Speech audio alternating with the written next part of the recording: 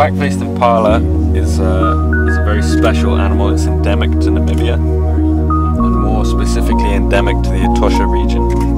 So it's a different species entirely from the common impala, which is Southern Africa's most abundant and most successful antelope species. And while the black-faced impala is abundant within its range, its geographical range is so small that it's actually considered one of the rarest mammal species in Africa.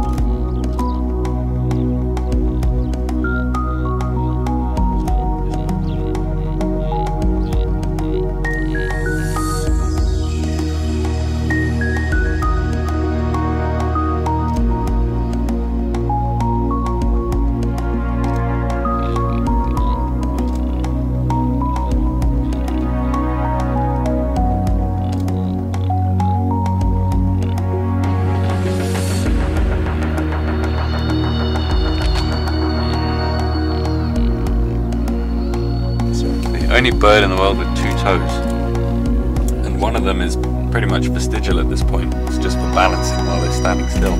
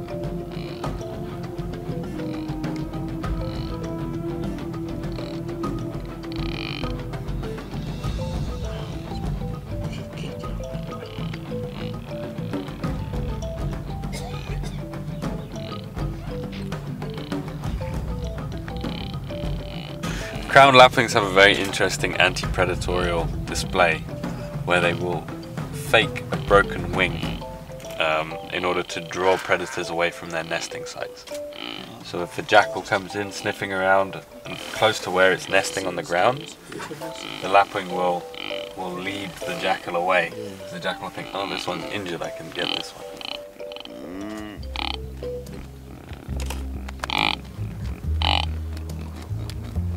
Is it telling us to go away?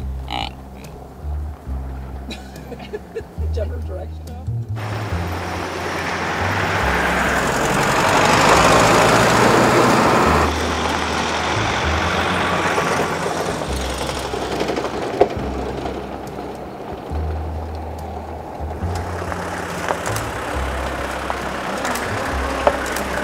How are you? Good. Okay. Do we like on the parking? No. Good. But too many cars. Buses and stuff around, but you will see that. Thank you. Welcome. Have a good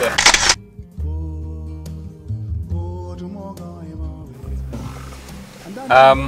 While they're mating, they could just be elsewhere.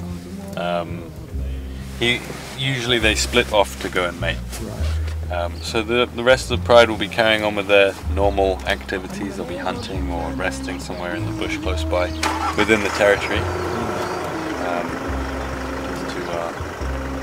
Have split off.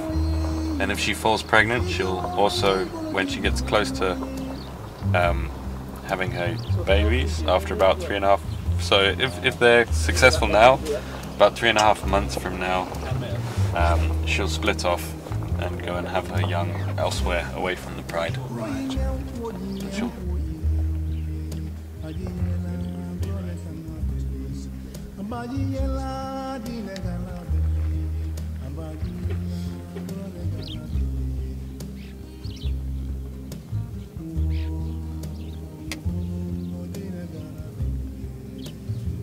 stealth, moving quietly in the bush.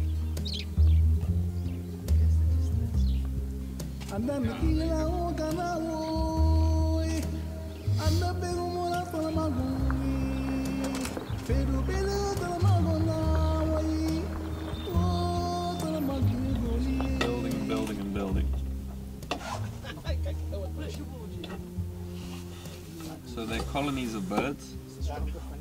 It's said that up to 1,000 birds might live in one nest. And what eventually happens from the compulsive building is that eventually either the branch of the tree will break, or it'll become too dense and clumps of it will start to fall off, or, which I saw for the first time recently, it actually became so heavy it didn't break the branch.